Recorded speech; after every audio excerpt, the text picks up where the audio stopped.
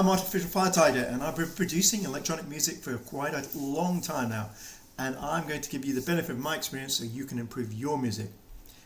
So today we're going to take a look at basic mixing, so please stick around and we'll find out how to do some very simple mixing. We're inside of Ableton and I'm working on a new disco type track, so we'll just play this for you. So it's got a wide array of elements, and we'll just quickly walk through this. So we've got a bass element, we've got some Detroit sounding chords, we've got a mid sounding piece happening, we've got a lead, we've got some vocals, and we've got some beats. So it's covering quite a wide area of spectrum, and I'll show you what I mean in a second. So on the master track I put in this free equalizer plugin, which is this, and it shows you the full spectrum. The first thing to know about these spectrums is this is your bottom end, and it starts from 20 Hertz. Human hearing can only sort of pick up stuff about here, and the top end of human hearing is around about here. So the range that we listen to is in here. These are called subs because they're quite low and they don't really produce sound, but they produce vibration. So when you're in a club, you hear a big kick coming through the speakers and the whole room rumbles, but there's no particular tone to it. That's your sub frequencies sitting here. So the interesting thing about most of these equalizers is the range from 20 to 50. You can see how big it is compared between the range between 1000 to 2000. So it's logarithmically scaled so that you've got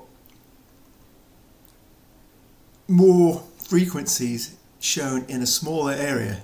So this means that only here you've got 30 bands here, but you've got 1,000 in the same area. So the higher up the frequencies that you go, the more room you've got to play with. So what happens is when you play low end notes like the bass and the kick, they can easily start conflicting with each other and phase each other out, which reduces the sound. So we'll play the track and we'll just take a look at the whole dynamic range of everything at the moment. And it's covering a wide area. You've got bass frequencies coming in around here, you've got mid stuff happening, and you've got high end happening around here. So what you want to do in mixing is the first step is called gain staging, and that's to take the element that's the most important in your track and put that as the highest piece. For a track like this, it's probably going to be vocals, so what the vocals are going to be your loudest point. So we'll bring up the mixer and we'll just check what they're on.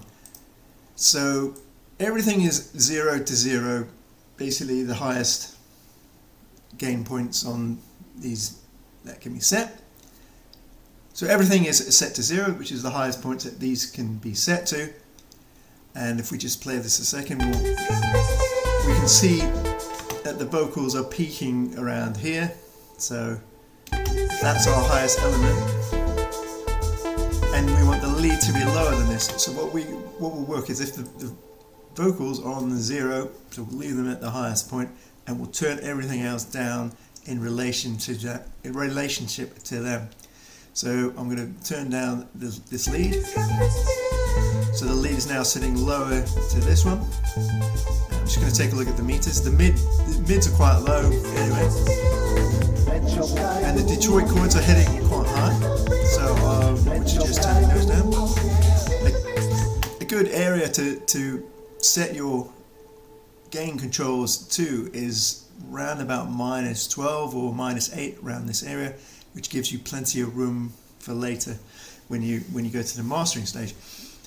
So we'll continue to do what's called gain staging. So we'll check what the bass level is pretty high. So I would potentially turn this down a little bit more. So once you've got all your elements mixed to the right levels, that's your gain staging piece completed. And you've got a big track with lots of elements in it. You can spend a fair bit of time doing this. So we'll just take a look at some of the percussion elements. I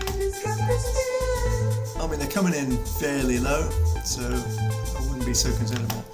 So got to remember there's a couple of ways to adjust volume inside of Ableton. You've got this, which is your volume or gain controls, but the actual samples themselves have also got some volume. So what I mean by this is in here let's move this out of the way. We've got a gain control which is set to 0, and you can pump up the volume of your samples here or lower here, and then you'll end up moving them up there.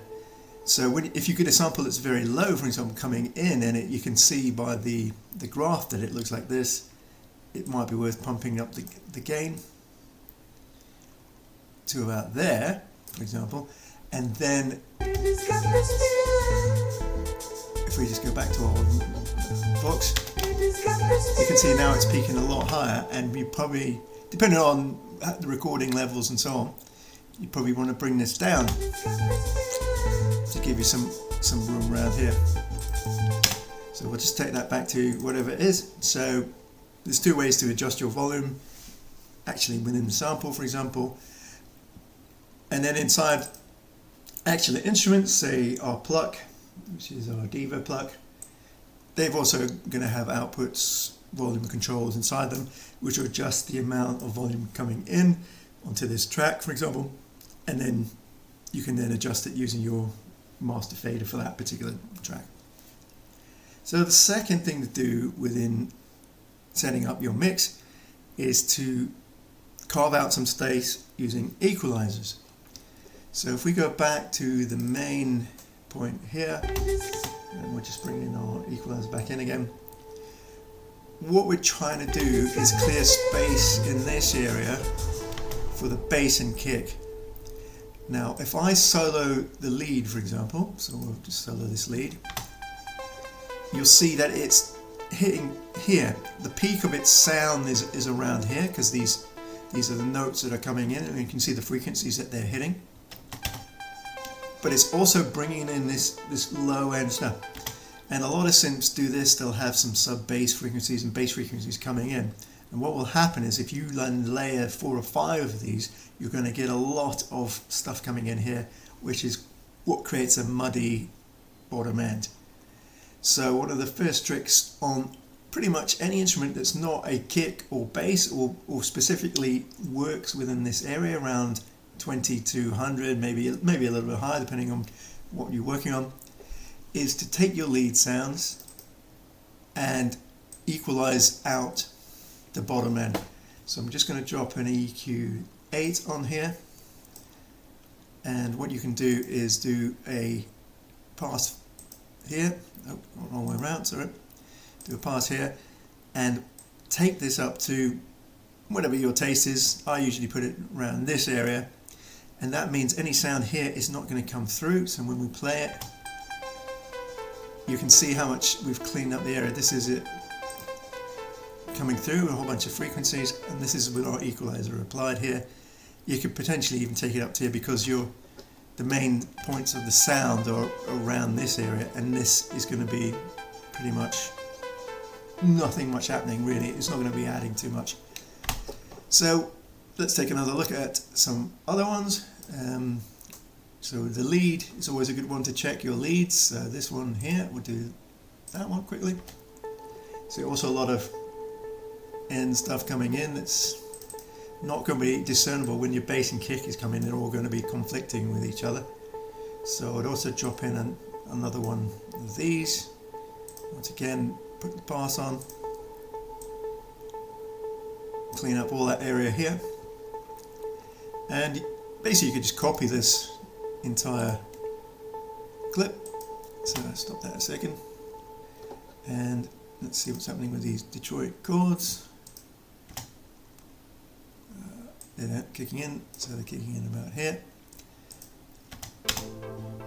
So they're also, but they're a lot lower, as you can see that they're peaking here. So they're probably an octave or so down from our other leads, which is good, but we potentially don't want to be overlapping this area. So we'll drop in another equalizer here, the one we just copied across, and clean up that area. So we get, it's got some peaks happening here, so they're probably worth keeping. So I might just tweak this down a little bit here. The kick and bass can work in that area. And then have we got any other instruments? Boxes, vocals. Sometimes they've got some low end stuff coming in. Yeah, you can see bits coming in here. most of the stuff of interest is around here, but you can probably also clean this up. So it's not going to make too much difference to your actual sound, but it's just going to clean up this area a little bit more. So after you've gone through all your instruments and you've pretty much checked everything is coming through, some of the percussion elements might also come through, so just out of interest we'll take a look at, say, the shaker and see what stuff comes through on that one. So as you would think, it's got a very high end sound, so not really cutting into the mids. I mean, you could shape this a little bit if you wanted to clean up your mid area a little bit, so on. Let's take a look at clap, maybe. Claps can... So clap, it's kind of peaking around here. Getting a little bit of low here. It's probably not even worth bothering taking out, but you could do if you wanted. And then let's take a look at the kick while we're here. So as you would think, the kick is going to be sitting in the lower frequencies. And sometimes they can bounce into here and you get what you can do a click sound, which will peak out to the top here. And let's just see if there's any other, a mid tom. Let's just see where that's playing. It's not playing anything. Oh, it's got just a simple note on the end. I'll leave that.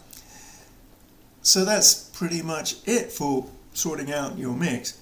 So now you'll mix all the elements that aren't kick and bass. So we'll play the whole thing now. Let's go back to our beginning. Turn off any solos we've got. Tucked in here. And now what we've got is a far more balanced mix because you've got the bass elements and the kick. It's got plenty of room to play in. You've got lots of mids happening, and you've got some high-end components. And what this will do is your bottom end is really cleaned up here. That's how you do basic mixing and setting up gain staging, and then using the equalizers to shape the different elements and the sounds to bring more space to your bottom end, which you for your kicks and your bass. Hope you enjoyed this video. Please subscribe to the channel so I'll create some more videos and more tutorials and just share my knowledge so that you can improve your music. So see you next time, and leave some comments if you've got any. Thank you.